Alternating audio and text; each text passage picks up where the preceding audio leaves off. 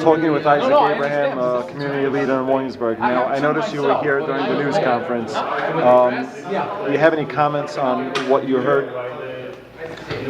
Well, basically, what I heard is part of what he wants to do. There are other major issues, as I call the cheetah stuff. It's crime, housing, education, transportation, and the economy, of which I did not hear much, but hopefully will hear. But this is the first opportunity that I have hearing him live and seeing what his agenda is.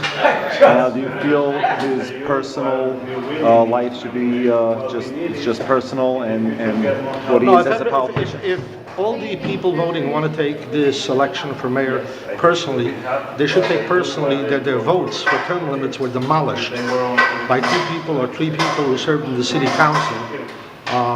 The democracy was destroyed at that time. They voted for term limits, and Christie Quinn, as speaker, accommodated Mayor Bloomberg by letting him run a 3rd term. That bothers me much more than what a candidate does below his belt and etc. Much more. And now, would you vote for Anthony Weiner? That I don't know yet. I'll most probably be chatting with him more.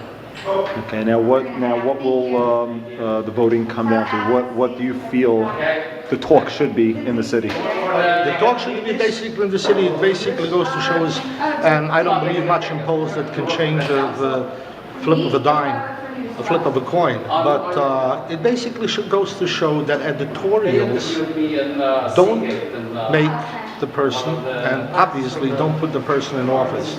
I think most of the editorials in the 3 major newspapers have not produced candidates that well on the percentage rates. And I'm happy to see that the voters are not looking in the editorials directions or commentators. And that's why the polls to some of them are high, because they feel they can do the job.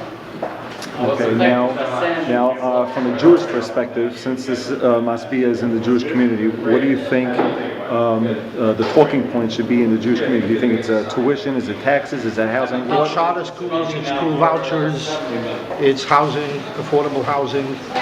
Now, do you think it's realistic, though? You hear housing, is it realistic for whoever the next mayor is going to be that they can actually do something if they want to? Do you think it's really possible?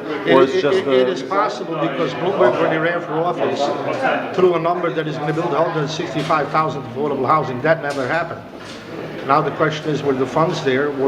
But we see one thing: if we would take the funds that HUD gives to the New York City Housing Authority and doesn't do anything with it, and we just would give it to build new affordable housing, we would accomplish much more and do like Chicago and Baltimore have done, demolish the housing authority, because they're not functioning. So there are funds over there, but they're going into a leaky faucet. But this is going on every 4 years. So do you think it's going to be a change, or it's just going to be again we talk about it and nothing happens? Somewhere there has to be a change, and the question is that you're going to have one candidate in there, and the voters have to let them know reason why they voted for him is because that's the policy they want him to take. Obama says every position that he takes, Obamacare and everything else, is because the voters voted him in, and that's what they want him to do. Well, he's now been proven wrong. I hope the candidate who wins will win based on what the people that are voting for, what their main concerns are, and address those issues. Not allocate funds to perks and to unions that end up being, you don't call them kickbacks, but you call them contributions. That is a scam, one of a kind. Now, seeing Anthony Weiner at different mayoral forums and going around the city, do you think he's sincere and for real and really wants to change, or he's just a typical politician? I don't know. I do know one thing, that his personal problems that he's been dealing with for the last 2 years, I think he landed.